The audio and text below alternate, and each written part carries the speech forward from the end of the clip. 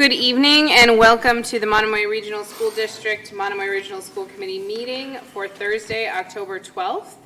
I'd like to call the meeting to order at 6:01 p.m. And our first item on our agenda is to adjourn to executive session.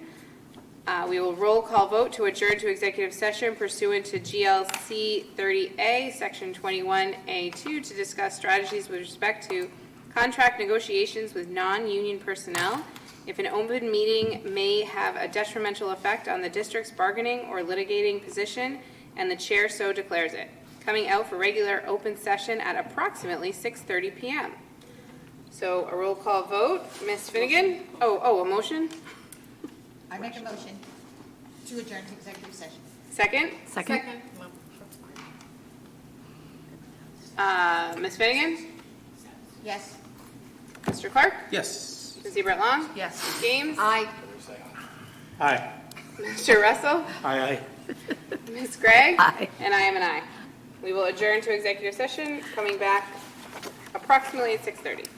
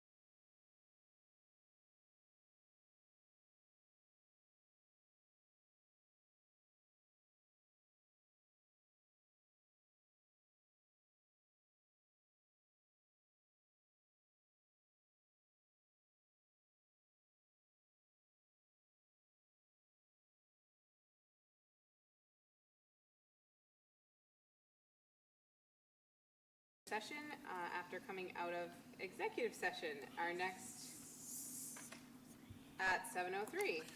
Our next item on our agenda is public comment.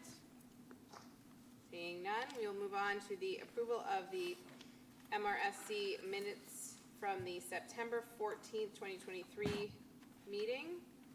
Do I have a motion? So moved. Second? Second. Any discussion? All in favor? Aye. Opposed? Abstain? Okay. And the minutes from the September 28th school committee meeting? Approval? Do I have a motion? So moved. Second? Second? Any discussion? All in favor? Aye. Opposed? Abstain? Abstain. Okay. All right, moving right along to reports and discussion. The first on our agenda is the school improvement plan for Harwich Elementary School. And Principal Catone is here to join us. Hi, good evening, everyone. Christy Catone, principal of Harwich Elementary. Nice to see all of you. I based our school improvement plan for the years 2023-2026 on Monomoy Regional's district strategic goals, as you can see. So there are 4 areas that we're focusing on. The first being community engagement and partnerships, strengthening social and emotional well-being, closing the achievement gap, and finally, improving curriculum, instruction, and assessment for all learners.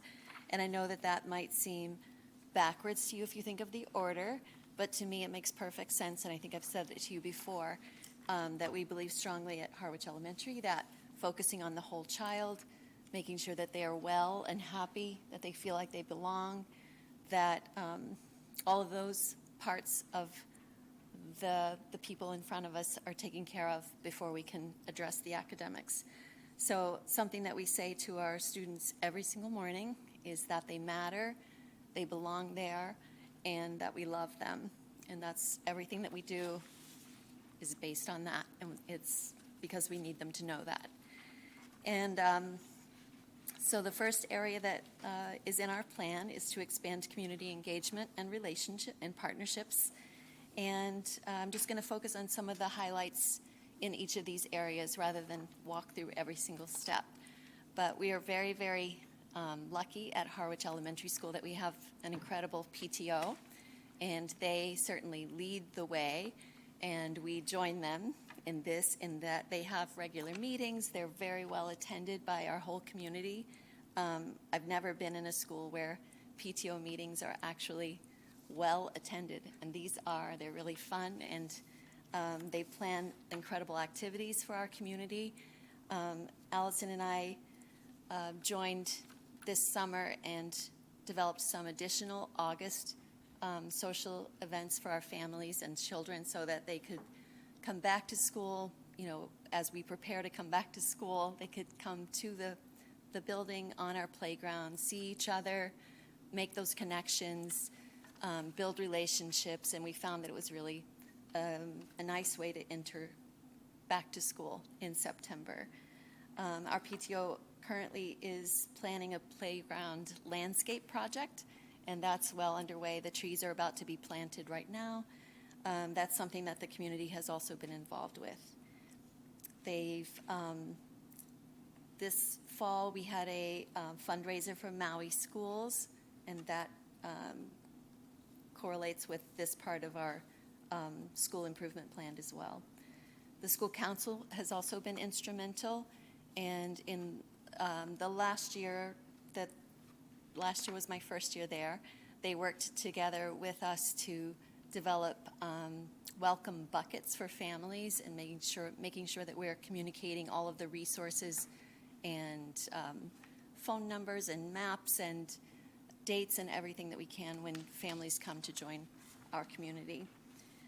We do have a plan with school council, last year's school council, to move forward this year with some more events, and in the future years that are represented by this plan, to offer more curriculum-focused events for families to come and to learn about our math curriculum, to learn about ARC, to share some strategies that families can be using at home as they support their children's learning. After-school clubs is another part of this first section. We've worked really hard to increase the number and variety, and we're going to continue to do that, and also continue to strategize about how to make the clubs accessible for all students. Our curriculum nights have been successful. We just had our second this year. This year we were able to provide childcare with the support of PTO, and that helped to get more of our families there.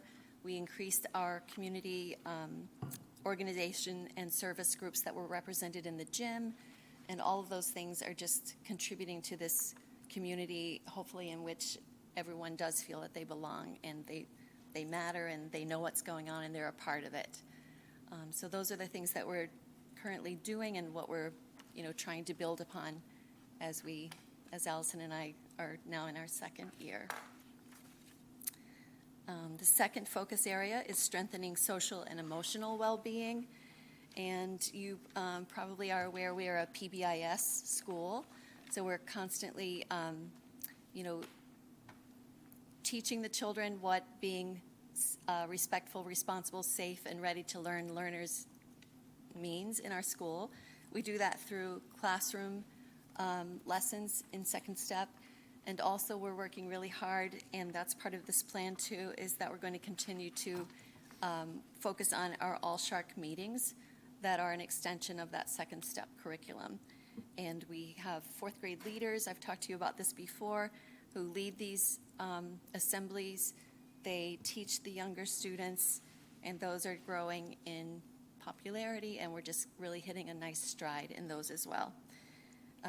We teach students how to resolve conflicts, and that's a big part of what we're doing and what we're working with our staff to improve their capacity, so that when students have disagreements or there are incidents on the bus, that we're not just giving them a consequence or trying to move on, but rather we're trying to help them understand how their behaviors are impacting the community and helping them to think about how to restore what's been injured or harmed in that behavior.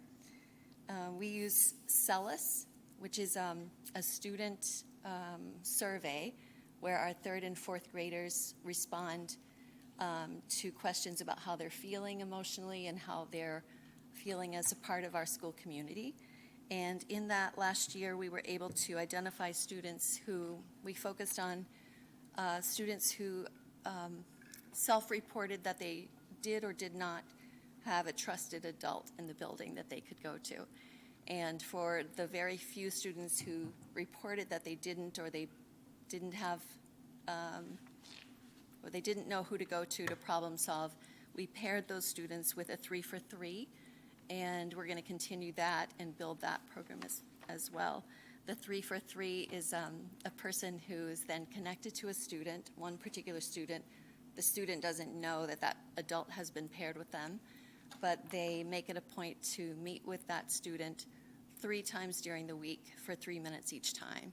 So it's just somebody who suddenly is taking an interest in a child and hoping to, build those relationships and make sure that they do have someone that they trust in the building. We are also, we started an SEL team, or I shouldn't say we started, we continued the work of the SEL team last year, and that team is and will continue to be instrumental in our work to review our office referrals for behaviors and also attendance. In those SEL meetings, we're talking about any students who may be struggling with any part of our day, and that work is going to continue to be important as well, so that we can strategize for them. In all of these areas, we're going to be looking with the administrative team on how to incorporate the portrait of a graduate skills, attitudes, and competencies that have been identified. If you have questions at any time while I'm going, feel free to pause me. The third focus area is closing achievement gaps, and we are continuing to strengthen our MTSS model, which was revised in the summer of 2022, right before I started. We are working to fine-tune our school-wide data days, and in the meantime, we are making sure that we meet to go over all of the children's data points, looking at MAP testing, MCAS testing, DIBELS, and then from those, we're establishing criteria for providing interventions and forming those intervention groups. And thanks to you, we are really well-resourced in our intervention practices right now, and so we're able to really offer significant interventions to our students. We've incorporated and will continue to fine-tune the scheduling of our win time, which is what I need, so that we make sure that every student is getting exactly what they need. And then the final area, which arguably is incredibly important, is improving curriculum, instruction, and assessment. And as you know, the American Reading Company program started in the fall of 2021, so we're in the third year of implementation at both Chatham and Harwich. At this time, teachers are reporting that routines are in place and that students are coming in the fall already having that reading stamina that we've been working so hard over the last 2 years to build. So there's a lot of positive coming from the teachers about this right now. We're utilizing the experts among us, so the teachers who have really, bought into this and really flourished in using it are now instructing our newest teachers who have just joined the district, so that we're saving some money, I guess, and time in getting those people on board quickly. So our new teachers are learning from the more experienced teachers, and we've been able to carve out some days for them to work together. We're also utilizing consultants, and something new that we're starting and is in this plan is Ultimate PD at Harwich Elementary School, so that teachers can let us know what they feel comfortable sharing with their peers, and also ask for what they need. So I just sent out a form to teachers to say, indicate on this form the things that you feel are your strengths and that you would love, for other people to come see. And then also indicate the areas that you're interested in learning more and seeing more what your colleagues are doing. So I think it's going to be a great opportunity for them to see and learn from each other. And looking at the data from ARC, when we started, so ERLA is the assessment tool that is part of ARC. When we started using ARC in fall of 2021, 29% of our students were proficient and above in their reading skills in the fall. The next fall, which was last year, 37% of our students were proficient and above. And now this year, 41% started the school year at proficient or above. So we can see some great successes there, and it's exciting to see that happening. Likewise, our emergency students, those are the students who are coming in reading at about 2 years below grade level. In the fall of 2021, 33% of our students were identified as being in the emergency level. In the fall of 22, only 16%. And this fall, 2023, only 14%. So the numbers are definitely going in the right direction. We feel really good about that work. The MAP testing, which happens, and I'm sorry if I'm throwing a lot of acronyms that you aren't familiar with, but the MAP testing measures the growth of our students in both reading and math, and all of our students in K through 4 take MAP, the MAP testing 3 times a year. And in the MAP growth last year for reading, only 33% of our students met their expected growth that was projected in MAP. So that's an area that we're looking at and trying to think about, how can we increase that number, because we want all of our students making the growth that they should be making. So that's something that we're looking at. And the second part of our, of the fourth area of improving curriculum instruction and assessment is something that we're all really excited about at both Chatham and Harwich.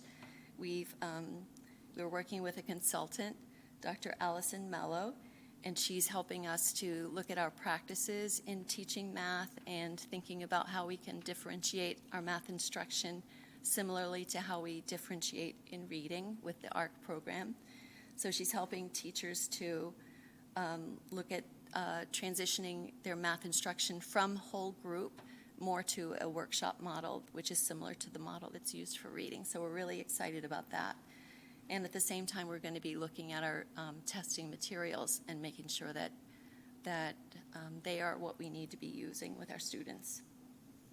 And the MAP growth there in math shows that 30% of our students met or exceeded their projected scores last year from fall to spring. So again, there's really a lot of room for us to grow and to look and figure out what we can be doing differently, which I'm excited about what we're doing. And I would just conclude by saying that our messaging that everyone is welcome, that they belong, and that we love them extends to all of you as well. Meredith has come over and visited us at Harwich Elementary, and I encourage you all to do the same. I'd love to see you there and to have a chance to show you what's going on in person. Thank you. Thank you so much. Any questions? Comments? Thank you so much. Very thorough. Thank you. Thank you very We much. appreciate your time. I appreciate you all too. I hope you have a really good night. Thank you so much. Okay, next on the agenda is our new Monomoy Regional School District website demo. Ooh, presented by Joy Jordan. I'm going to do kind of a double-decker situation here so I can drive. But so Joy Jordan, Community Engagement Coordinator, we just completed a months-long project to redesign our website and move to a new platform. So I just wanted to come briefly, give you a quick peek at it and show you some of the new notable features. It's a much cleaner look, much simpler. The back-end interface is also a lot more organized and structured, which I think reflects on the front. We've got nice slideshows that advance automatically. All the schools are represented here. These icons are for the frequently used parts of the site that we know based on traffic and on surveys that we've done, and that's kind of what led us to come up with that list. A welcome on each page. So on the district page, it is Dr. Carpenter, and then on each of the school pages, it's the principals. We have a news and announcements section, so we'll have 3 items up at once, and then you can obviously click for more news. Our calendar, which again has 4 items, you can scroll through and then click for the full calendar. And our social media links at the bottom. So each of the pages is going to be structured pretty much the same, so that whether users are on the district page or on one of the school pages, they will be able to find what they need. We have nice drop downs, so you can hover over and go directly to the page that you're looking for, which is really handy. It reduces clicks, which we have found is the one thing people really want to have as few of as possible. And since everything can't be on the home page, we've tried to design the layout so there's very few clicks for folks to use. In terms of accessibility, this button up here lists all the different languages it can be translated into. I haven't counted, but there are dozens and dozens, obviously. So we know that our users will be able to find it translated. We also have a tool called Audio Eye that's running in the background that helps with other accessibility issues like contrast for low vision users or screen reader suitability and that sort of thing. So that's kind of always running in the background. You don't see it as a user, but it is either automatically fixing things or alerting us to things that need to be fixed to make it more accessible to all users. So those are some nice tools built right into the site. Another fun thing is that we now have forms built right into the site, so we don't have to link out to an outside Google form, and we're using them in a lot of different ways. At the high school, for example, we have an attendance form because they don't use pickup patrol like the other buildings. So families can, sorry, this mouse is fussy. Families can just go to the website, one click, fill out an attendance form. If their student's going to be absent, tardy, dismissed early, hit submit. It's got the anti-spam tools built in. Send it right to the person at the high school that needs to have that information. It's on file. It's really easy for the families. It's really easy for the folks here in the building. So there's some nice tools like that that we are using. We can also put videos in our welcoming scroll. You might recognize that from a presentation a few weeks back here. So we're really enjoying exploring all the different ways that we can really maximize our presence, because we know that the website is where people find most of their information. So the rest of it you can explore at your leisure at some point, but I just wanted to give you a really quick overview because we're excited about it and we're happy to have it live finally. It just went live Tuesday. Happy to answer any questions or point out any specific parts of the site if anybody has questions. Thank you. I do have a question. Trustee Berlin? Under clubs and activities, can you just hit? For the high school? Yeah, I was just curious if anything about like theater productions, is that where you would find that information? So there is, under our school, there is the Fine and Performing Arts. And they actually have their own Google site that they've created. Oh, I love it. Okay. So they have everything listed there. Is our auditorium called something, like, you know, how some are like the Tildens, or it's not? Okay. My second question is, because someone asked me the other day when they actually were in my office, like, do you know how to get to the athletic schedules? And I'm like, sure. Can you show me the quick way to get to like the sports schedules? Sure. So athletics. Okay. And you pick the season. So I have to we're- be in the whatever school I want, right? Yes. So this is high school. So this would okay. only be at the high school and the middle school, Okay. obviously, because the elementary schools don't have it. So at the high school and the middle school, there's an athletics tab there. You click on fall sports for the season we're in. And right now, the athletic director has this master schedule that is not super user-friendly or readable, and But it's there. it's there. I've been working with her on trying to find a way that's a little simpler for folks to see. Also, if you go to a specific sport, that sports season is also linked, because everything Ooh, is that's better. on this MIA tool called Arbiter. It used to be called Family ID. It's the same place families register when they sign up for sports, but they have all of the varsity games linked there. Will it show if it's like canceled or like how, do you know I don't know often? how Okay. I was just curious. how close the time, I wouldn't rely on this for something like a day of cancellation, but, This isn't live yet, right? yes, it's live. Oh, it is live. Okay. Yep, it So went I live was on a day late and Tuesday. a dollar short when I was trying to find it. Felt really bad. I'm like, Yeah, so really, I mean, there's, Athletics and then- you know, okay. obviously, everything can't be on the homepage, but athletics, pick the season, and then either look at the big master schedule that was on the fall sports homepage there, or pick the specific sport. And I don't believe the JV teams are linked to Arbiter, but all of the varsity should be, because it's all tied in with the MIAA scheduling and that sort of thing, so. And there actually is an Arbiter app that folks, like parents can log in. right, are advised to download, and you can sign into whatever sport that you're trying to follow, and you can, it actually has a lot of information, like past games, scores, all of that, but that's also helpful. Thank you. You're welcome. Ms. Games? So I was on the site today and totally forgetting about the overhaul here. It looks fabulous. And I was thank looking you. for the calendar and I got right there and there was that icon. It was Okay. perfect. So just one request, if this is possible, and then I do have a question.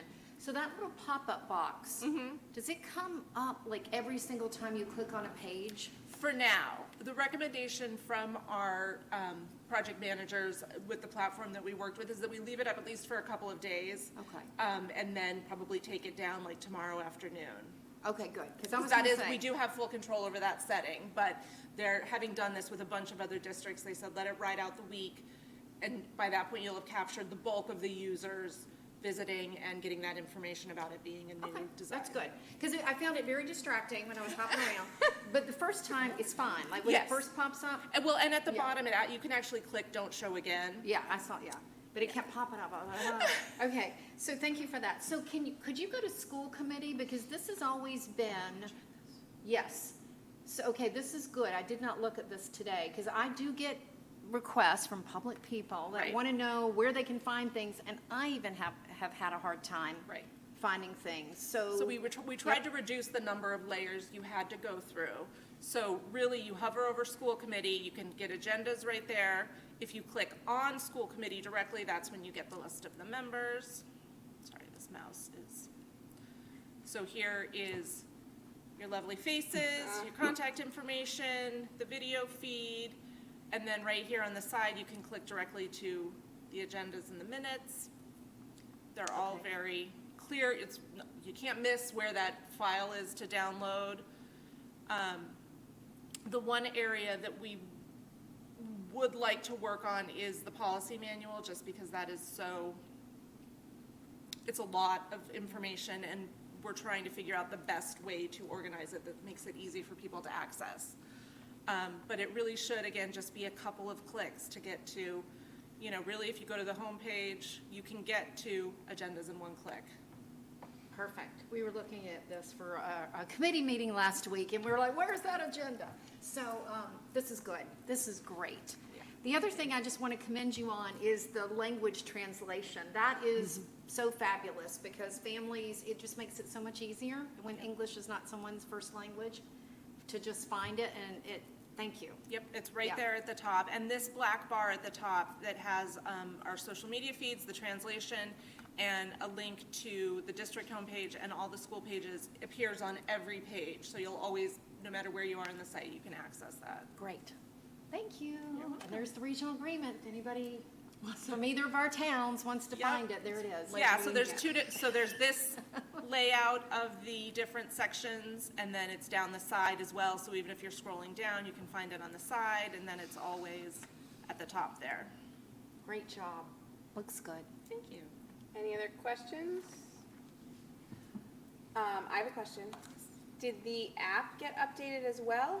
Yes, I was checking it earlier today. It is mostly updated. That is something, we had to send them the links, and they So had they're to do it on connected. their end. So it looks like most of them have now processed and gone live. I was spot checking some of them just a little while ago, and it looks like most of them are all set. And it's a little bit different look, but still sort of the same order and the same A little idea. easier to navigate. I mean, not that it was hard, but good. Yep. Awesome. Thank you so much. Nice job. All right, moving right along to our battery of first reads of policy files. And I'm going to pass that over to Ms. Gray. Okay. So our first file is EBC emergency plans. And this policy has added new law that's related to mental health. So all of the red, which as you see is extensive, is all new language that's been added in.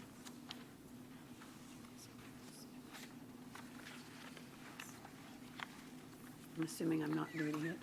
No. Okay, good. Any questions? No, just a clarification. Yeah, so this is easy. It's just a dropping of a law, right? Yeah. Okay, so that's good. Yeah, All right. okay. All right.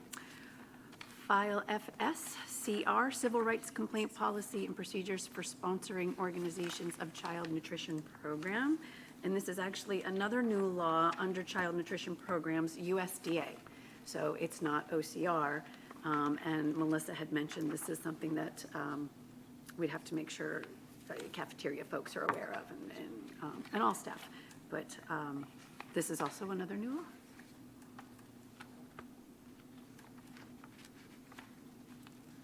Any questions, comments? Okay, moving right along. All right, JLC, Student Health Services Requirements.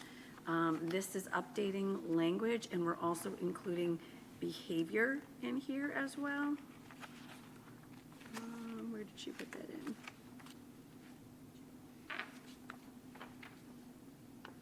So it's inserting the first policy, it's noting the first policy that we just read. And the addition of the red, Yep, okay.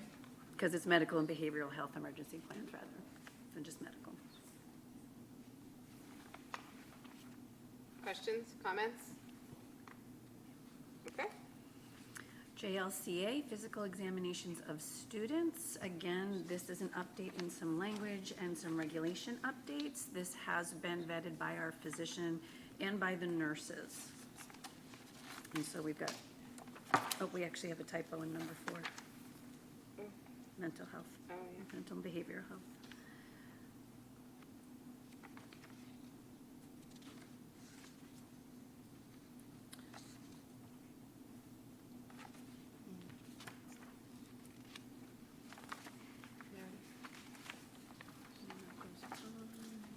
Question?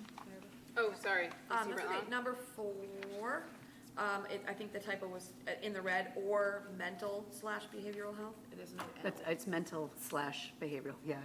Yeah, there's no L, that's why. Yep, Oh, did you just say that? I did.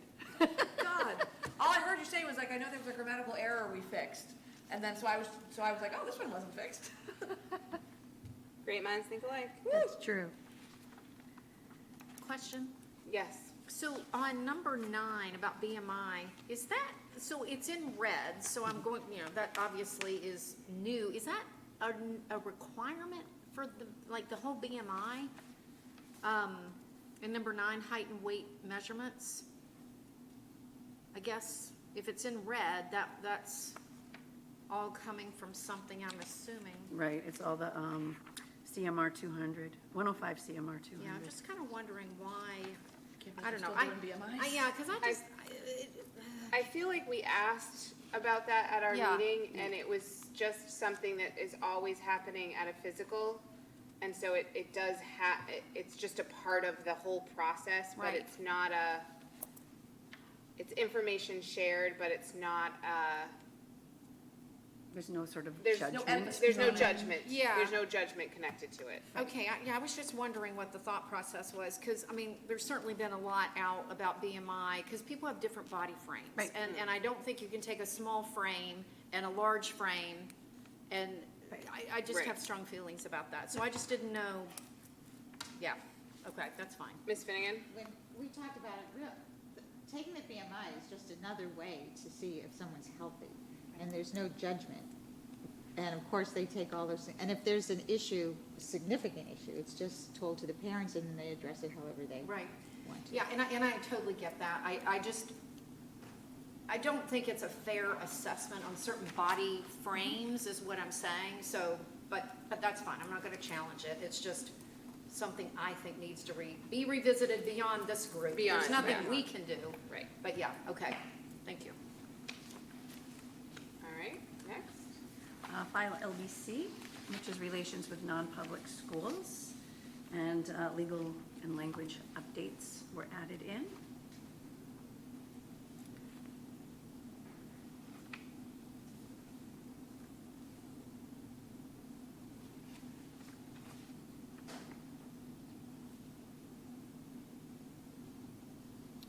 I have a question.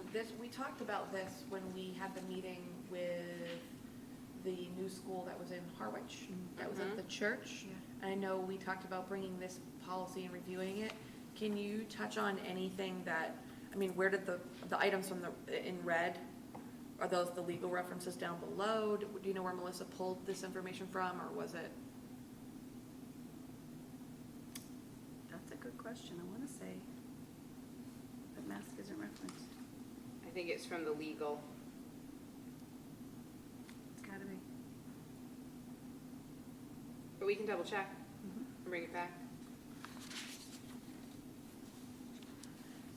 I guess my question is, it says the school completes all, so the school that is coming to apply to the superintendents of schools, to us, they complete a checklist for approval of a private school and submit the required documentation. So in this case, going forward, like that didn't happen for this one. But going forward, that's what we should be looking for. Correct. Okay. And then it says the superintendent or designee reviews the submitted material. They visit the school, and then the school makes a presentation to the school committee. Okay. And it also says the superintendent, okay. So, okay, all right. I'm sorry, I'm just reading through it. Oh, sorry, Ms. Finnegan? Number 3 on that same one. So I misunderstood that when we decided that they would be put in the policies, that it was going to be he, she, and they, not to eliminate he and she. Right. Do you see it? It's on the second page under number 3, letters double I, triple I, and IV. Oh, that's the next So, policy. next Four. policy. Yeah, I was like, That's Hold the that next thought. policy. File LBC? I'm sorry? oh, you're the next one. You're on the Okay. next policy. We're still on the one before. I'm so sorry. Yeah, that's all right. I was like, where is it? Oh, now But you I know what I'm agree with going to you. ask. Are we okay with the relations with non-public schools? Quick Ms. question. James? Yeah, yes, I'm okay with it. So I think the only thing I'm just highlighting for myself, the superintendent or designee visits the school. So that would require somebody walking, like going to the physical school. Okay, all right. All right.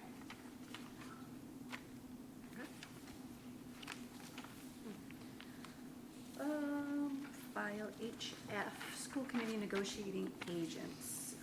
Language updates, and Scotty, yes, I agree with you. It was supposed to be all 3. Bring that back to Melissa, too.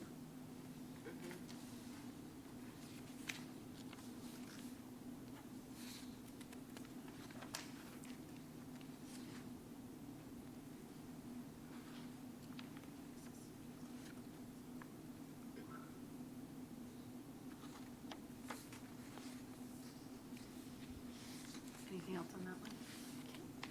Ms. Gaines? Just clarifying on that question, so and I don't know, I'd have to go back and watch the video. When we were talking about that before, were we talking more specifically about the students?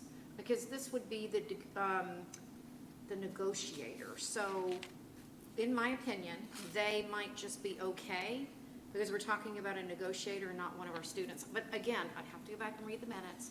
But I think we were trying to be more inclusive of our student body, so this doesn't really apply to a student. Does that I make thought it was sense? all policies. Was it all? Yeah, it was- Like with anybody in the policy? Okay, Yeah, I all thought- right. I have actually another grammatical question. Wouldn't they suffice just because it's plural? Yeah, No. that's what I'm It's thinking. very specific. The he, the she. Or and they. the- No, you're striking the he, she though. But no, Right. You're well, just saying they because it's plural. You're saying the No, negotiator, you have, they. we're not striking the he, the she. Melissa did, but we think that was an error. Right. We think it should be he, she, or they, Okay. because sometimes people identify just as they, as one person. But grammatically, I don't think we're, I actually think we talked about this. Can we bring this one back to our policy Melissa, sub? yeah. Because I think we did talk about this one, and I think that it is just the plural in this one because it's negotiation, because it's talking about the group, not individuals, I believe. But let's bring it back just to clarify. Okay.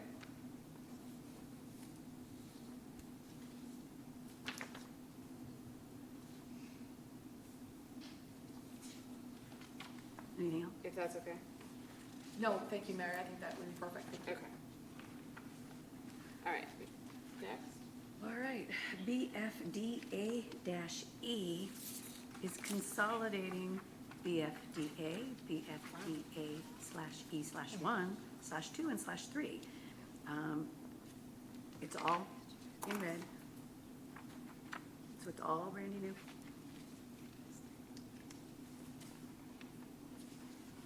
Just a small edit. Monomoy Regional School District up at the top, let's just make that a capital R. But yeah, everything else looks good.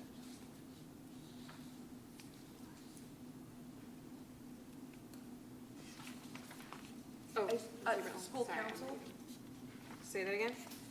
can you clarify who the school council is? Is that the next one? Nope. Oh, are we on file BDFA-E, Yes. -2, -3, -1? Well, file up in the right, top right-hand corner, A-E, school improvement Right, plan. yeah. So the Okay. principal, in conjunction with the school council, shall be responsible for preparing a written school improvement plan annually. So who composes the school council? Just curious. It's a combination of principal, teachers, parents, Thank you. and usually a community rep. Thank you. Yeah. Any other questions on that one? All right. Not to be confusing onto BDFA, which consolidates BDFA, BDFA E1, 2, and 3. So 4 policies were split into 2. Okay. Oh, look at that, school councils. Yep, bingo.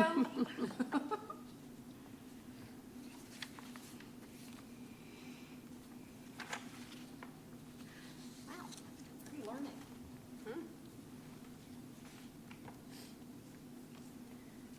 Questions? No, just a comment, that I'm learning here, because I've been on the school council, probably 3-4 years, I guess. I didn't realize we had to have chairs, this is good to know. Co-chairs. Yeah, so this is good. And I think from Mask, it was updated in 22, so maybe that's new in 22? Maybe it is. Yeah, it was a while back when I did it, from middle school, high school. All right, moving on to, File EBB, first aid, and the new line was added in, or call emergency medical services in the case of illness that may include an infectious disease. The Board of Health shall be notified in accordance with the law, and we added the word transport down in D.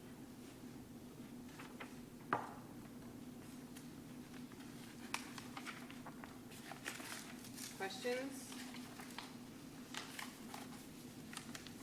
All right, and finally, File KDB, public's right to know, and again, it's an update in some language.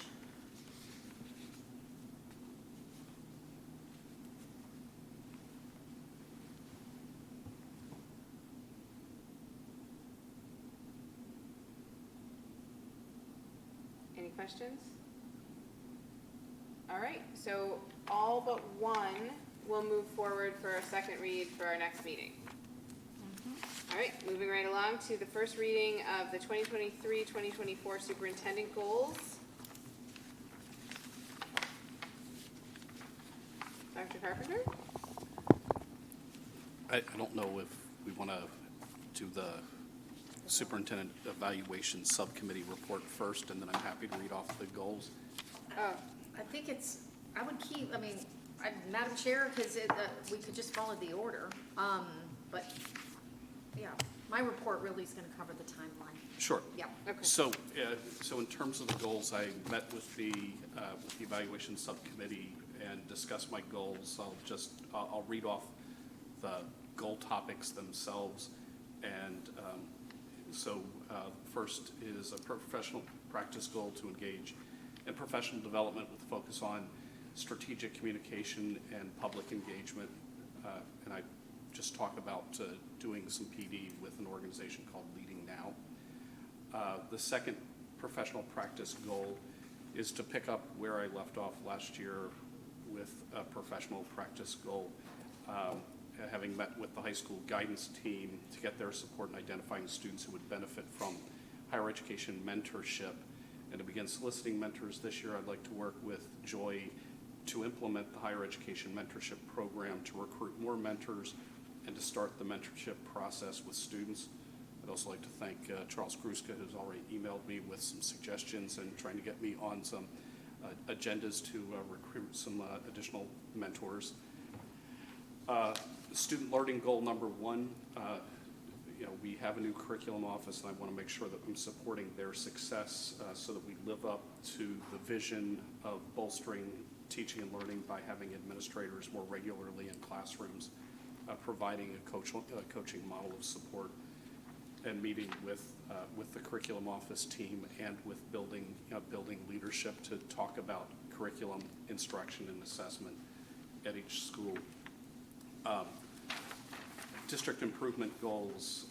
Last year I had a DEI-focused goal. I want to continue that, to work with the Diversity, Equity, Inclusion, and Belonging Advisory Committee to see that new equity and belonging initiatives move forward at both the high school and middle school, and that they're operationalized and monitor and reflect on their successes. So we've already begun discussions at the high school and middle school to have some initiatives move forward this year.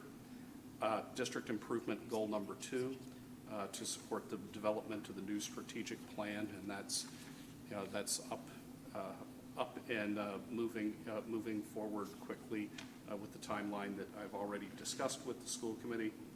And finally, as I mentioned at our last school committee meeting, Jim Birchfield, our Director of Instructional Technology, is retiring in December, and I want to make sure for this district improvement goal that I support a successful and seamless transition within our technology department here at the school district.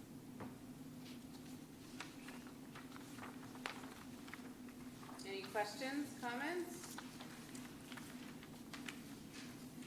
Sounds like you're going to have a busy year.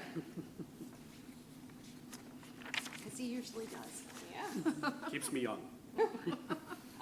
All right, moving right along, just an update to our subcommittee representative and liaison assignments. We did have one switch. Tina Games switched to superintendent evaluation subcommittee, and Jess Rogers switched to the K-5 collaborative representative. Other than that, is everything else accurate? Ms. Finnegan? My name is spelled wrong. Oh, sorry. No E. There's no E. Oh, Everywhere? Yep. Sorry, Scott. That was a copy and paste. That was wrong. Copy and paste? Yes. No Okay. problem. It'll be in the folder like everything else. Perfect, thank you. All right, moving right along to fiscal year 25 budget preliminary discussion. Oh, so exciting. All right. Good evening, everybody. Michael McMillan, School Business Manager. So I tried a slightly different approach this time and gave you a handout with some text. And then I thought, well, I've got to talk to something, and I can't talk without PowerPoint. So I quickly made this PowerPoint. It's the worst PowerPoint you'll ever see. So it's very rudimentary, so I apologize. There's no moving graphics. You can nothing only go up fancy. from here. Yeah, exactly. I want to manage your expectations. So rock bottom. But as I outlined in that document, FY24 we saw an increase from FY23 the budget of almost 3.7%. So that was the highest we'd seen for a few years. Still, it was well below inflation, and we know that there's other pressures put on the district from recruitment and so on that are still present a lot of challenges despite that reasonably good increase from last year to this year. And with that increase and alongside savings from school choice, we weren't paying so much for children going out of district, and charter tuition as well as savings from staff turnover. This year we were able to sort of fund a lot of priorities, including additional positions, and it set us up well for FY24. But I don't see a lot of those things being repeated as we go into FY25. And in fact, there's three particular pressures which I highlighted in that handout. The first is ESSER funding. So the ESSER funding, we got like $2.4 million from the federal government over the last few years. And we've been able to use that funding for another number of projects, including facilities projects, buying equipment, and also funding positions, teacher positions, and also funding professional development. But those things will not be funded next year from ESSER. And so we have at the moment some $500,000 of salaries funded through ESSER this year that's not available next year. So either those positions will need to be, I mean, basically our options are either those positions are not in the district next year, or that we find some other way of funding them. And that will either increase the budget or we'll need to make cuts somewhere else. So I just wanted, you know, as we go into this process, that's one of the big topics that we'll be grappling with. What do we do about those positions, because they're serving a great function within the district, and it's definitely something we're going to discuss with you as we go through this process. The other major factor is our contract negotiations. I mean, I think I flagged this last time I presented here. We are about to begin negotiations with our Unit A teachers. So with the teachers, that's Unit A, to talk about their salary for FY 25, 26 and 27. So for the next 3 years. So we know, looking at the market, looking at districts around us, that there will be a lot of pressure for us to increase salaries and possibly also restructure the salary schedule in some way. So doing that, even just a cost of living increase, will impact our budget significantly. And that will need to get added on to our budget request for next year. You know, salaries, staffing make up a large proportion of our budget, so any increase there is going to have a significant knock-on effect. So, and you know, as for us, as we go through the budget process, it will be tricky because the contract negotiations will be happening at the same time. So we'll need to come up with a budget that reflects how we think contract negotiations might develop, even though we won't have the final agreement before the budget is settled. And we may, depending on how quickly negotiations proceed, but there's always a possibility we'll be kind of finalising the budget before the contract negotiations have completed. So there are kind of two things to be aware of. One, it's likely to have a big impact on our budget request, and two, there's likely to be a lot of uncertainty as we go through the process. And then the third thing, just to mention, we mentioned this during the last budget process, and this is something we'll, you know, when we get into more detail, we will provide you more information about what those capital needs are. But capital is likely to require some attention in the FY25 budget. We know that we have leaks in the roof at the middle school, although those have been mostly resolved, but the roof is old and will need to be replaced soon. And we have, you know, boilers and HVAC equipment. They're all in need of repair and or replacement. So that's also going to impact our budget request, and is going to be something we're going to present specifically on capital at the next school committee meeting, I believe. And then we'll talk of that in more detail of what those items are, what the likely costs are. So, but it's just another thing to be aware of that will be influencing how much we need in our budget for next year. So those things, the ESSER, which is really about salaries, contract negotiation, which is also about salaries, and then capital. Any questions on any of those things before I move on? I know I'm really high level. I'm just like, this is really just kind of to familiarise you with these issues, and then when we get into more depth and more detail in future presentations, something to look forward to.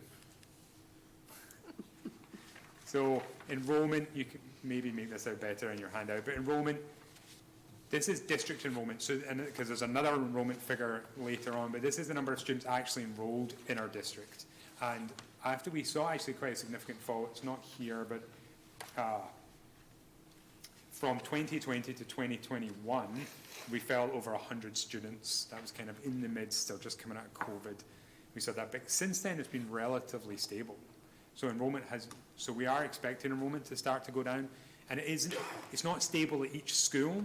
So the schools are changing, but overall enrollment has been relatively stable for the last few years. And the one thing to highlight though is that the numbers are still preliminary numbers, but the number of Chatham students fell by around 12 students, whereas Harwich only fell by around 3. So those numbers might change as we go through this process, but that disproportionate change means that Chatham's share of the assessment will be less than Harwich's. Now we only use district enrollment to calculate transportation. However, it could be an indicator of what's going on with foundation enrollment. I'll talk about that in a moment. Does that make sense? So I just wanted to take a moment just to kind of familiarize you with the kind of budget and assessment process. This chart's not in your handout. I just threw this in so I could talk to it. So when we go through the budget process, so we'll identify all our planned expenditure for the year. So all those factors I talked about will go into that. So the, ESSER, the contract negotiations, any other needs we have, plus all the other staffing costs and everything we've got. And through that process, we identify our total planned expenditure. We then kind of, before we finalise the budget though, we take off the top of that some revenue we get from school choice, some grants, and some circuit breaker, which is for special education costs. Those come off, and then that leaves us with our budget. And then that's the budget number that you'll approve. But then when we calculate the assessments, that then is based on that budget figure. And the first thing we do is take off the general fund revenue and state aid. So we get some money from the state, and that gets taken off the budget. And then what's left gets split between the two towns, between Chatham and Harwich. So the offsetting revenue is almost the big blue chunk of our offsetting revenue is Chapter 70. So that's the primary vehicle the state uses to provide education funding. And it's a big chunk of that, but if we go back up, it's that dark blue line on top of the third bar chart. That's, it's that proportion of our total budget. So it's relatively small. However, if there's a big change, if we get more money from the state, although we haven't in the last few years, then that can help reduce the assessments a little, but I'm not holding out much hope. The other two big items are regional transportation, which is the kind of orangey brown colour, and then the grey colour is excess and deficiency. So that's essentially the district's surplus. So the surplus has been built up over a number of years. We're allowed to draw upon that to offset the budget. But obviously, well, not obviously, but you can, once you draw upon it, you don't get that money again. So if we use all that money to offset the budget, then next year, FY26, you see an even bigger increase. So I'll just go back. So we have our budget. We then took off the general fund and the general fund revenue and state aid, and then the rest of the money is split between the two towns, and it's really now in two ways. One is each town pays for its elementary school. So Harwich pays for all of its elementary school, and Chatham pays for its. And then the rest of the money is split up based on foundation enrolment. So foundation enrolment is different from district enrolment. Foundation enrolment is the number of students who just live in the district and go to public school or charter school. So even if they are, not attending our district or are homeschooled or anything like that, they'll actually not homeschooled, but if they're going to another district for whatever reason, they're still counted in foundation enrolment. So it's very similar to the district enrolment, but it's not the same figure. So sometimes there can be changes in foundation enrolment that are not reflected in district enrolment. Does that make sense? Because district enrolment's a subset of foundation enrolment, although it also includes school choice from other districts coming in. And on that foundation enrolment, so this is the foundation enrolments. I don't need to go through this list right now, but basically what this shows is the number of Harwich students and then what percentage they make and the number of Chatham students and the percentage they make up of the total student enrolment. And then the last column is the swing from Chatham to Harwich. It does sometimes swing the other way, but almost always Harwich's share of foundation enrolment is growing. And every time that grows, that means they are now responsible for a larger portion of the assessment. So it gets more complicated. We'll get into this in more detail, and it does get more complicated. But it's just to make you aware that one of the issues we often run into is that the budget goes up, and everybody accepts that, but then Harwich end up owning a larger part of the budget than they did the prior year. So they see not only the budget increase, but an increase in their share of the assessment. And so that often leads to difficult conversations, because sometimes their enrollment might actually have gone down, but their share of enrollment has gone up. So that is something that frustrates people in Harwich, because they don't understand why they're paying for a larger portion of the budget than they have in the past. But it's because of foundation enrollment. There's more kids in Harwich than in Chatham, and the change is also greater in Chatham, so it's going down by more. Does that make sense? So I'm just kind of highlighting some of the issues we're almost definitely going to run into.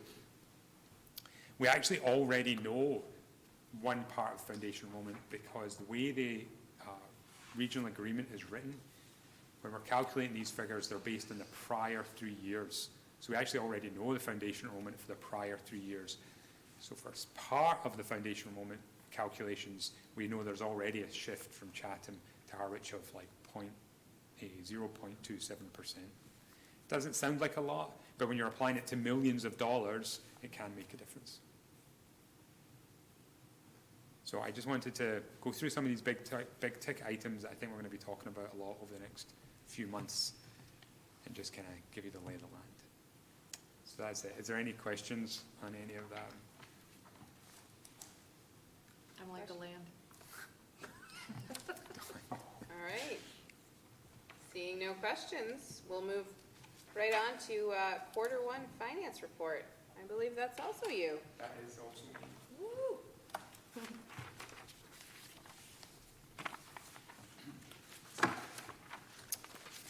So first quarter ended at the end of September. It's really early in the school year.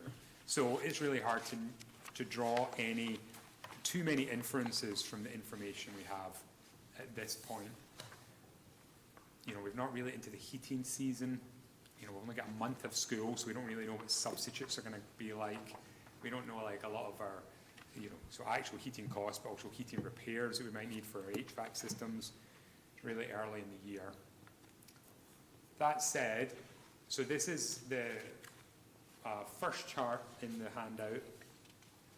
So what this chart shows is just the dark blue line is all expenditure or encumbrances so far this year, and the light blue line is the budget. So you can just see how much of the budget we've filled up at this point. So encumbrances are, we encumber, which just means, encumber just means set aside the funds for. So essentially we set aside the funds for all of payroll. So as soon as somebody's hired, we know how much we're going to pay them, so we encumber those funds, we set them aside, just so we don't spend them and not able to pay somebody at the end of the year. So we've encumbered all of payroll, and then every time we want to order goods, we issue a purchase order, and what that does is set aside funds. So all of payroll, all our purchase orders make up that dark blue line. So it's really good, as I inherited it, it's a really good financial practice, because it gives you a good sense of where you are, of the obligations you've already made with your budget. So the thing to be aware of is the space between the dark blue line and the top of the light blue line. So for example, the most striking one is back in 2022, there was a big space between the top at this point in the year, between the top of that dark blue line and the light blue line. And that's because we were kind of coming out of COVID, or we're still in the midst of COVID, and our spending was down because we just couldn't do a lot of activities that we had done in the past. 2023 really started to catch up, and that line is going to be closer to that budget line as we progress through the years. This year, we've that space is about 9% of the budget, and that is much more in keeping with the numbers we saw in the years prior to COVID. That seemed like that we kind of hovered around 9% or maybe a little higher. So it feels, I don't want to, maybe a little early to draw too many conclusions, but it does feel like maybe our spending is getting back to a more steady, consistent way as it was before COVID. There'll still be curveballs and areas that we're not expecting and big costs, but it does seem that possibly it's more in keeping with, we're maybe coming out of the kind of choppy waters of COVID from a financial perspective.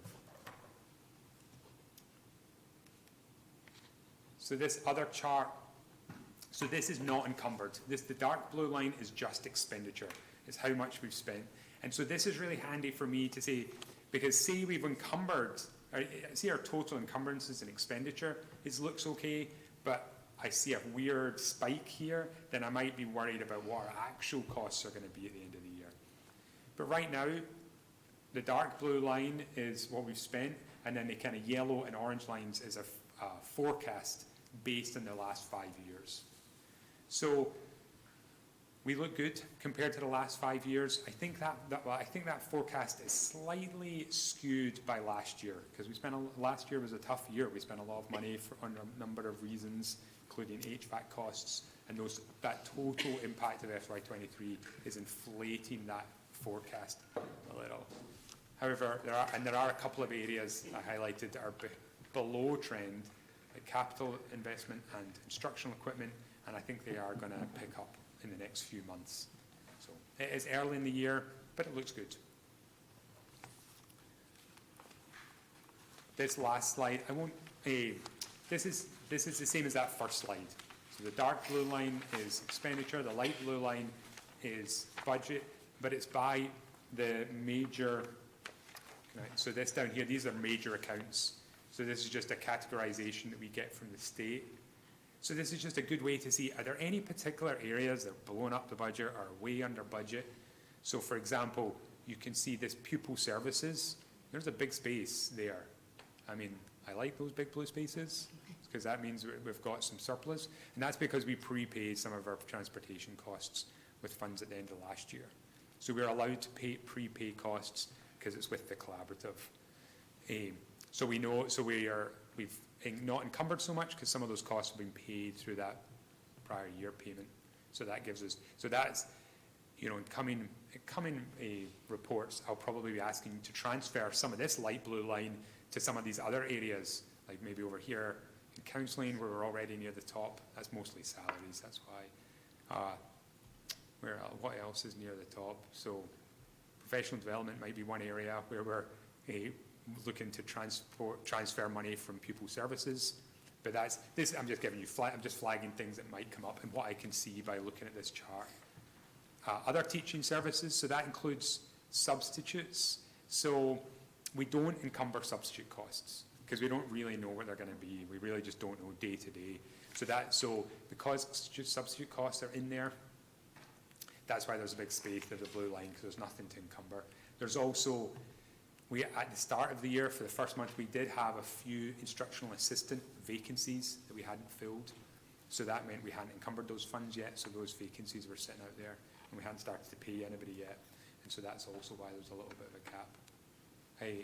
Operations and maintenance, there's a gap because we increased the budget this year because we knew we had so many costs. We just don't know how many items are going to break down yet on the roof.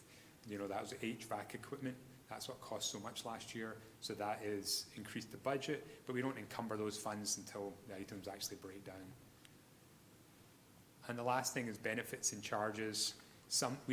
That's another one where there's an area we don't encumber. So we don't encumber retiree health benefits. So there's some retirement payments. So that's why there's a little money there. So that will be used up over the next few months. Any questions about that? Ms. Game?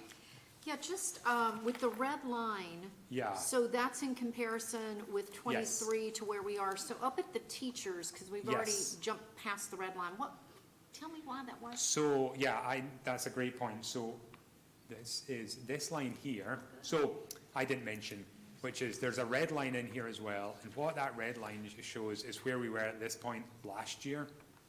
So sometimes it will be, so even though there's a lot of space, I'm like, oh, well, that's, with these other teaching services, we had spent more by this point last year. So maybe there is going to be a surplus there. So it just gives me another little indicator of what's going on. And what Tina is asking is, why is the red line for teaching services was way back down here, whereas we're right up at the top this year? And the reason for that, because I noticed that as well when I first ran this report, and the reason for that is that last year we had a lot of turnover with staff. I mean, I think we saved in the region of $300,000 in turnover last year. And I think that was people coming out of FY22, because you remember, we set the budget in we're setting the budget in November, January time. So anybody that left the district after, November 22, January 22 forward is a saving if they're replaced by somebody lower down the scale. So Coming out of COVID, we saw a lot of people near the top of the scale retire. We saw a lot of people resign or move on to other jobs. And so we captured about $300,000 worth of savings. This year, that's not been replicated. There are fewer hires, lower turnover. I mean, still decent turnover, just not as high as last year. And so our budget is much closer to what we actually are spending. So, I mean, I'm not hugely worried, because that just means that I've encumbered all the funds that we need, that it's right around where the budget was. We're not planning to add a lot of, we're not planning to add any positions, and that means that we should be fine to get through to the end of the year. Does that make sense? Does that answer your question? Thank you. I hope these charts are useful. I'm always trying. So if you've any feedback, please let me know if there's anything I can do to improve it or make it more easier to understand. I won't, like, district revenue doesn't fluctuate as much as expenditure does. It's much more reliable. And the ones that do change influence really future years, not this year, because we make quite conservative estimates of how much money we're going to get. The assessments, we know how much money we're going to get, so that's all in hand. You'll see these big differences. That's just due to timing of payments. So a payment came in, slightly after some of the assessments hadn't been booked for revenue before the end of September, but it had been in FY23. And likewise, Chapter 70 and some of the other grant numbers, like charter reimbursements. Similarly, charter reimbursements, I'm still trying to get to the bottom of this. The state is, like, they keep making mistakes with how much money they give us and having to take it back, but they have to take it back by reducing our revenue. So I have a couple of questions out to them about what's going on with their charter reimbursement. So charter reimbursement is based on the current numbers of students, but they don't know the current number of students. So they have to continually update it as they get more information. So they can start giving us payments in July, but then or September, but then they have to keep updating it as they get information about how many students there actually are in the district attending charter schools. So they're always kind of playing catch up, but there have also been a couple of errors. I mean, the good news story is this interest in savings, and I highlight that in the report as well, that we're continuing to invest the money we have on hand. So like because we know we don't pay all our bills all at once. So before we pay the bills, we invest the money, and that's helping to reap some interest on those funds, because interest rates have been relatively high over the last few months, well, last year or so, and that's interest rates on short term. So we're investing for 6 months, 12 months, and we're getting 3 or 4% back. So that's really helping to offset our budget, and we'll continue to do so at least for another year. And we'll have an update from the Treasurer in the coming months. All right, that was it. Question, James? So on the Medicaid reimbursement, like Yeah. last year you had 0. This year you're budgeting 60,000. It looks like zeros come in. Can you tell us a little bit more about why you budgeted 60,000? What are you thinking? Like, So we did actually, I don't know, what that shouldn't be 0. We did actually budget. That's a mistake. I will check that. But so I will tell you that our Medicaid reimbursement is up over the last couple of years. We've been working with a new vendor for a couple of years now, and that's helped to improve revenue. But it just doesn't, we've not received any payments yet. They won't come till later in the year. But the actual revenue last year was up, and that's why we adjusted the budget for this year. But it was actually, I can't remember. I can find out actually. That's fine. what it was. I I'll was have it just for this year. wondering, because It was- it showed zeros from last year and then 60 Yeah. this year. I was just curious. Yeah, but it did go up. It wasn't that much because we did budget some. Okay. It went up in the last couple of years. I'll get it for their next Okay, meeting. thank you. All right. You good? I'm good. All right. All right, thank you very much. Thank you. Next up. You might be still on the. Yeah. Okay. So next up is substitute rates. Substitute rates. All right.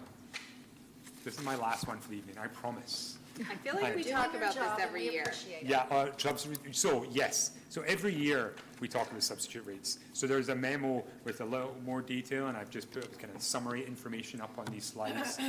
So substitute rates are just set, and each district sets their own rates. They're not negotiated or contracted, so they tend to fluctuate more because a district can come out tomorrow and say, we've decided to increase our substitute rate.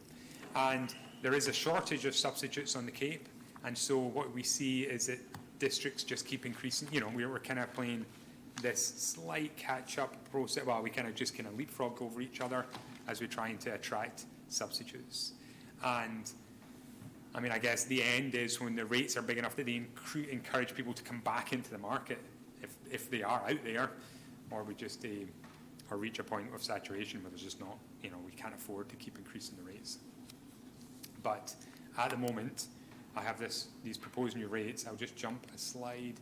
So this is really difficult to see. Hopefully it's a little easier, but we compared ourselves to a number of districts on the Cape, pretty much all the districts on the Cape, and we found that in almost all our areas, we were low, if in the bottom quarter, if not the bottom of the rate. It gets a little complicated because sometimes districts have rates that we don't have a specific rate for. So, for example, some districts distinguish between whether a substitute has a DESE license. That's not something we've done historically. So we have one rate that compares to all of these rates. And what we would like to do is increase the rates in order to get us to be more competitive and kind of more in the middle to top of the pack. To your point, Chair, we do this every year, and in an effort to try and get a little bit ahead of it, I'm suggesting we approve two rates, one for FY24 and one for FY25. So that way I'll be able to budget for that FY25 increase, and hopefully that if other districts do then try and leapfrog us again, we'll be able to keep pace with them for at least a year. So I'll just run through them quickly. Instructional assistants are currently, so I have tried to split. Sometimes, you know, the norm is to go by day, sometimes it's by hour, so I've tried to provide both when relevant, or just the hour if not.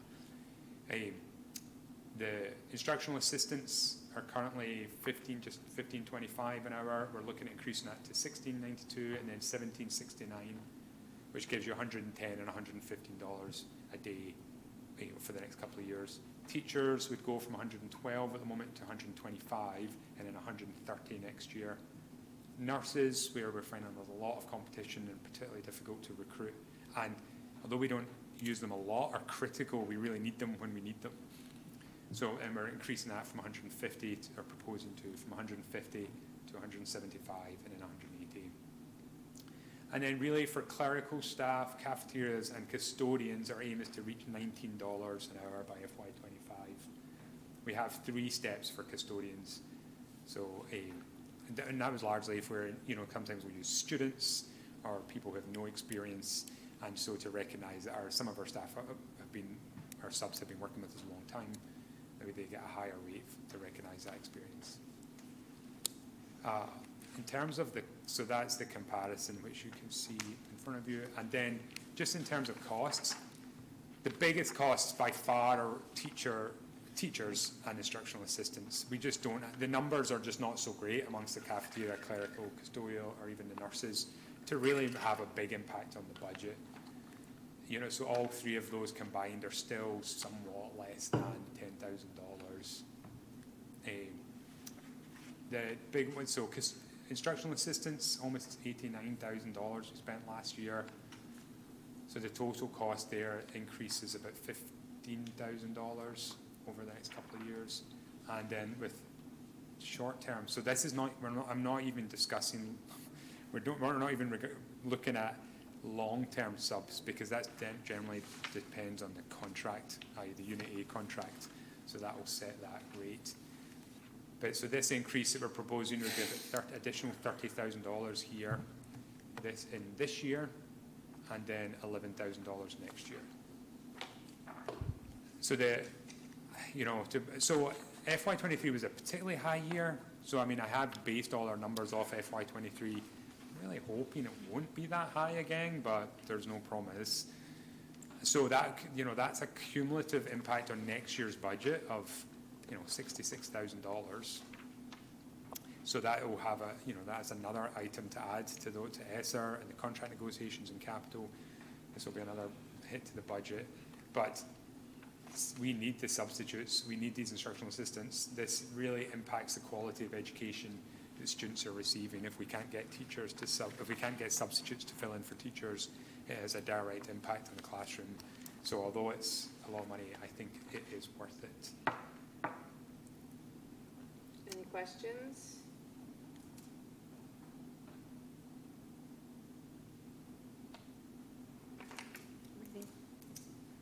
Do I have a motion?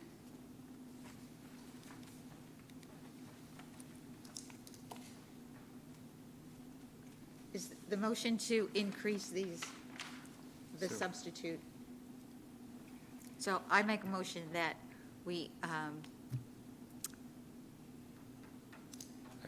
If it pass helps, the proposed new rates for substitutes. that's fine. And, Do I have a second? Second. All in favor? Aye. Opposed?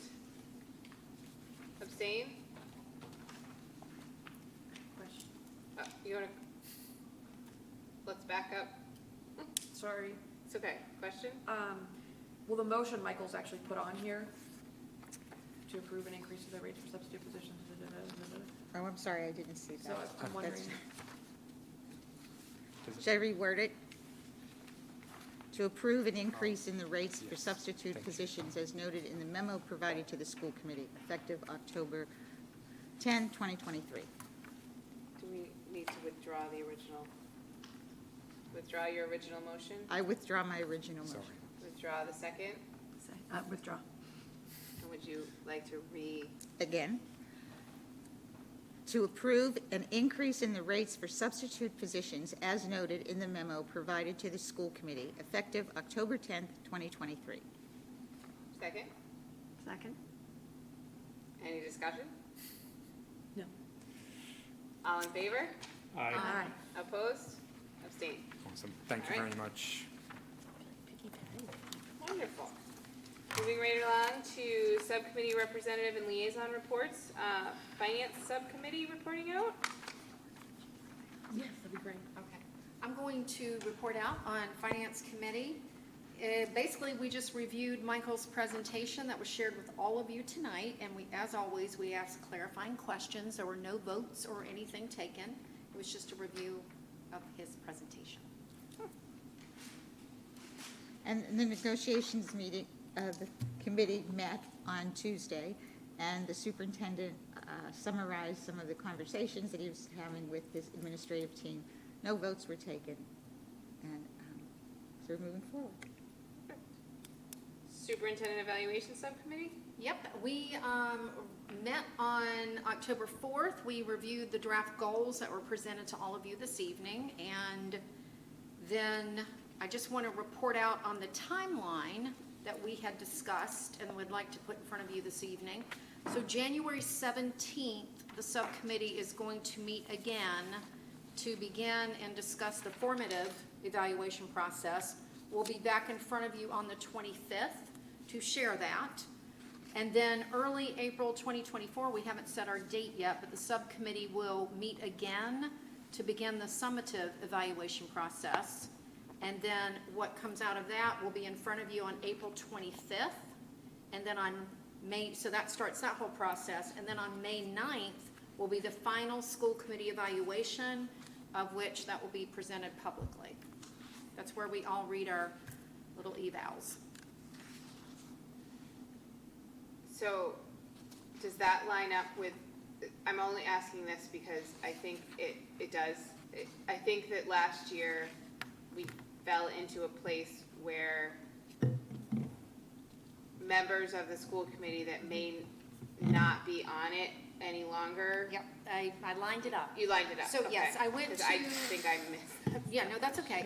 Because historically, we always, like, the last meeting of when we're all together Yep. before the election is Yes. always going to be around May 9th, which is our date. Okay. Because elections will happen typically around my birthday. So I kind of have this schedule in my head. But Okay. yes, it does align because I double-checked the calendar. So we'll have that Yes, that will be. share-out meeting exactly. before the Right. elections. And that's going to be May Perfect. 9th. That'll be the last time this body meets before, if there are any changes based on elections, yes. Great. Yep. Excellent. All right, and then, any questions? Okay, moving on to legislative liaison. Yes, that would be moi again. So legislative liaison and mask, it's kind of the same, I guess. So let me report out on a couple of things. So mask, and that's the Massachusetts Association of School Committees for our public listening audience. They have the annual conference November 8th through the 10th this year. I will be attending on the 10th. If anybody is interested in going, it's a wonderful conference, lots of education, but I will be there. I can't go the whole time this year, but I'll be there on the 10th. And the other thing I wanted to report out on is representing MASC. I have been appointed to the MIAA Sportsmanship Committee. So I'll be representing MASC on that committee. So I've already been wrapped up in a lot of MIAA discussions. And then the other thing I wanted to report out on legislation, there's the Healthy Youth Act, which is in front of the state legislature at the moment. And DESE has adopted the framework of that act, which has a lot to do with sex ed. So our sex ed is being revamped. And so if you're interested in following that, it's the Healthy Youth Act.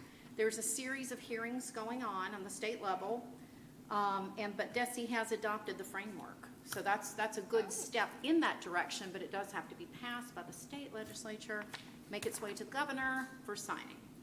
So if anybody's interested in that. It's been a while since sex ed has been revamped, so just to put that in front of you. About time.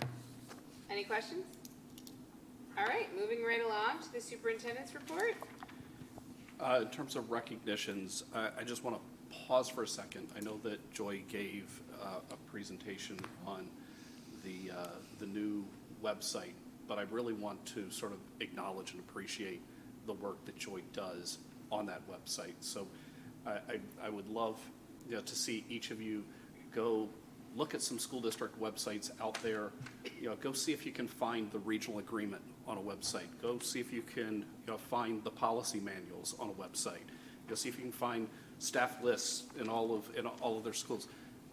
I think there's something significantly different about the Monomoy website compared to a lot of others out there, and there's one person to go and really give credit to. So thanks, Joy, for everything you do. And it's been a lot of time to go do the overhaul, where Joy's had to line up each and every individual web page in the system to go do that. So it's been a lot of work, and greatly appreciated. Other recognitions, we'd like to thank Cape Cod 5 for their grant in the amount of $1,000 to support the career fair at the high school here. We'd also like to thank the Harwich Women's Club for their donation in the amount of $200 to support the Harwich Elementary School music program.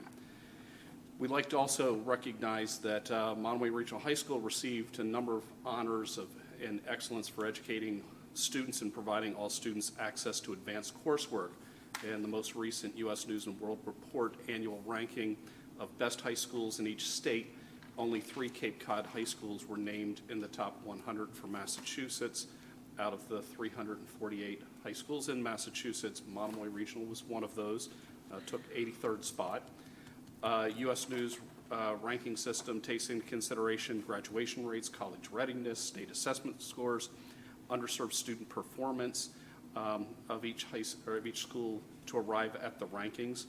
In addition, Monomoy Regional High School has earned a place on the College Board AP School Honor Roll for the 2022-2023 school year. The AP School Honor Roll recognizes schools that have done outstanding work to welcome more students into AP courses and to support them on a path to college success. Our high schools being further recognized with the AP Access Award, which honors schools that encourage more low-income and underrepresented minority students to take AP courses. In the letter announcing this recognition, Trevor Packer, the College Board Senior Vice President and AP, Senior Vice President of AP and Instruction, wrote, research shows that students who take AP courses and exams are more likely to attend college and graduate on time. And even for those who don't earn college credit, advanced coursework provides early exposure to college-level work and contributes to college-going school culture. Lastly, we have created an internal calendar just to make sure that we get all of the recognitions for this group and that group, over the course of the calendar, over the course of the school year. And there's many of those types of days. So for the month of October, we would like to recognize that October is National Principals Month. October 2nd was the Custodian Appreciation Day, and October 16th through 20th is School Bus Safety Week. Lastly, October brings us the October 1 enrollment numbers, which is what the state uses each year to go and track, how enrollment is going. So, as Michael said, our enrollment has been relatively stable over recent years. We're down 14 students, so we had in the district 1,769 students last year. We have, we had 1,781 students last year. We have 1,767 students this year. We're down 14 students. That is largely, well, let's back up for a second. Being down students is the regional trend on Cape Cod right now. So school districts across the Cape are gradually, seeing fewer and fewer school-aged children, period. What we see is the bulk of that shift has happened at the elementary grade levels. So we see Chatham Elementary School being down 2 students compared to the prior year, Harwich Elementary being down 11 students. Whether that trend, particularly at Harwich Elementary School, whether it's a trend or a blip is sort of hard to say at this point. If you look, there's a cohort that is currently at the 4th grade at Chatham Elementary, where it's sort of like a large number of students in 4th grade, and the dip that you see behind them in 3rd grade. We see that happening this year at Harwich Elementary School, where there are 22 fewer elementary school students at Harwich Elementary School that came in at kindergarten this year. Time will tell if that's a trend or if that's just a uniquely small class that came in, but it was smaller than what we were expecting to see. The bubble is currently that has come up through the district are juniors now at the high school. So we're still seeing increasing numbers of students at the high school. The high school is up 18 students over last year. We anticipate the high school is going to go up a little bit more next year, and then we're going to start to see the high school level off and see it too start to lose enrollment. In terms of a school that saw the most loss of enrollment is at the middle school. Again, that's just fewer students that are coming up through the elementary schools into the middle schools are accounting for that. So, and then just lastly, in terms of, Michael brings up sort of Harwich to Chatham comparisons and what that trend line is. We see Chatham students attending Monomoy is down 11 students. Harwich is up 2 students. So again, Michael was sort of sharing that, that when you see losses, relative losses in one town to the other, that ultimately plays into the assessment numbers that Michael was bringing up. Ms. Gaines? Yes, could I make a request on the good news that you shared on the rankings?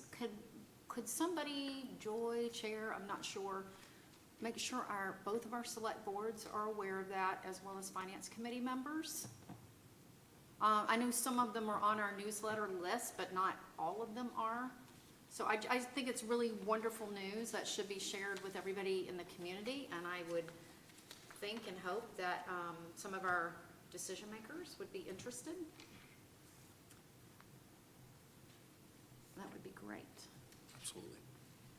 And then I also want to just share with Joy something you said, being with MASC, the School Committee Association, it is so hard to find information with the school districts. I'm tasked with the list for Cape and the Islands or just Division 7, and it's so hard to find email addresses and all these things that we need for contact. You do a great job. And even better now with the new website. So I just wanted to give you kudos. Thank you. Okay. All right, moving right along, we have a few action items to take care of. The first is the April 2025 MRHS STEM trip to Japan. Do I have a motion? I'll do it. I'd like to make a motion to approve the April 2025 MRHS STEM trip to Japan. Do I have a second? I would second that. Any discussion? All in favor? Aye. Aye. Opposed? Abstained? All right, excellent. And then we have quite a few policies coming back as a second read. So I would entertain a motion. We can have a motion as a collective as presented in our packet as well. Like me to do that? Sure. I would like to make a motion to approve the second reading of the policy files packet as presented in our packet. Do I have a second? Second. Any discussion? I just have a question. Yes. Just a reminder, do the second reads not, and this could be because there's no change, or, well, I don't know, does the second, In this group, there wasn't any changes. We had okay. no discussion So on there's any no of them red last to week. There to was, compare to, Right. thank you. Okay, that's what I wanted. next week, we'll have a different story. Great, Or okay. 2 weeks from now. Thank you.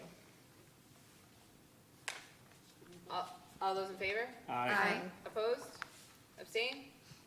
Wonderful. And then we just have a final approval of payment of prior year. There's just a typo on our agenda. It should be prior year fiscal year 23 invoices, and there's just one? Two, excuse me. Double-sided, saving paper. So I will entertain a motion. Ms. Seabright Long? I move to approve the prior year invoice for ASAP Printing and Promotions in the amount of $1,940. And the Limpin Dietz Associates invoice for $210. Do I have a second? Second? Any discussion? All those in favor? Aye. Opposed? Abstained? Wonderful. We have had the presentation of warrants, so I will entertain a motion to adjourn. So moved. Second? Second. So we will adjourn at 8:40. All in favor? Aye. Opposed? Abstained? We will adjourn at 8:43. Thank you. Thank you, Madam Chair.